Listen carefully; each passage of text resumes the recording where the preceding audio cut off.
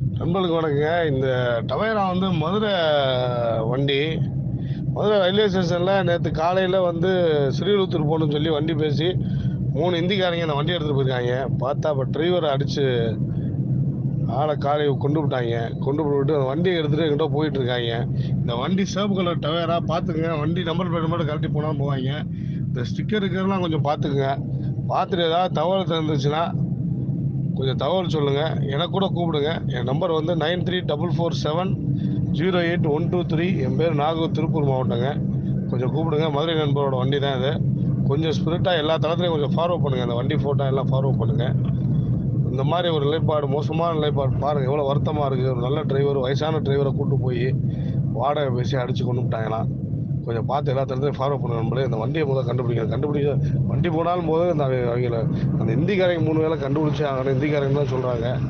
யார் அந்த சம்பவத்தில் ஈடுபட்ட குற்றவாளிகளை வந்து கண்டுபிடிக்கணும்.